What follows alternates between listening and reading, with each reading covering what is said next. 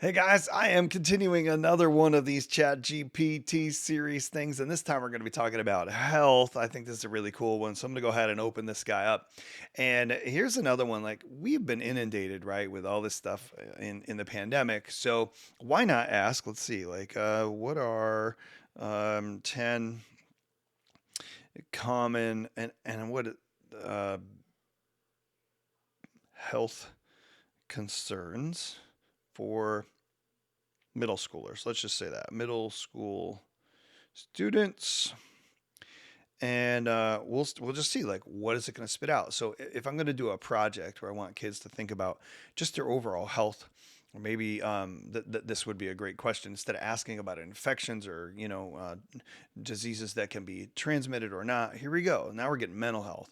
Peer pressure, lack of sleep, overuse of technology, eating disorders, STIs or STDs they have there, substance abuse, adolescent risk behaviors. Like, wow, all of a sudden, now you could actually pair kids up or put kids in groups and have them go out and research and then come back and tell you what they found instead of you directly instructing. Now, this is the cool part. I'm going to go back and I'm going to scroll up and I'm just going to copy that question and I'm going to paste it in again. And this is what one of the things I've learned, that as I paste things back in, I'm going to go ahead and tap out of there, that it doesn't always spit back the exact same thing every time. Now, this one, there's going to be so much information on the web that's ranked that none of these things shocked you. But the cool part is if you did this live in front of kids, um, each time you do it, and you could just use that little HDMI plug-in dongle thing, or you could mirror it if it just depends on your skill level and what you're looking to do. But you could pull this up beforehand,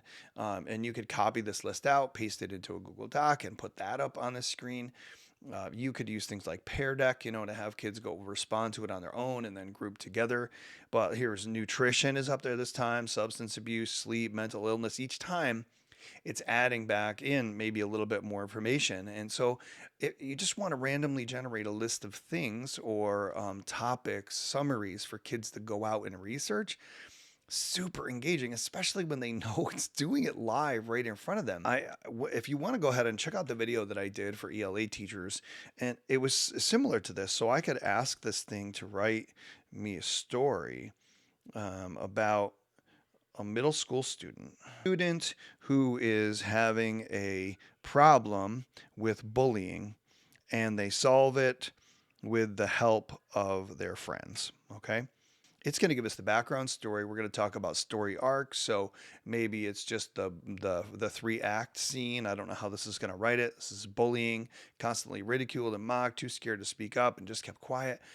Now you could ask the kids, like, all right, what could, maybe you only paste part of this in and you ask the kids, what could she have done? What do you think about that resolution? Is the AI reading what is really going to happen in middle school? So now you're pitting the technology against their culture, and you might get kids to actually tell you what really happens and then open up that dialogue. What a powerful conversation you might have with kids in your classroom if you could do that. So I really hope that you don't be afraid of ChatGPT. Go out there, grab it, lead, show the kids how to do this, and then bring this back and share with me. Like drop it in the comments or hit me up at Baldsign on Twitter. I'd love to hear what you're doing in health class and how you're finding ways to use this, whether it's to writing a story or generating lists. I just think this is super, super powerful.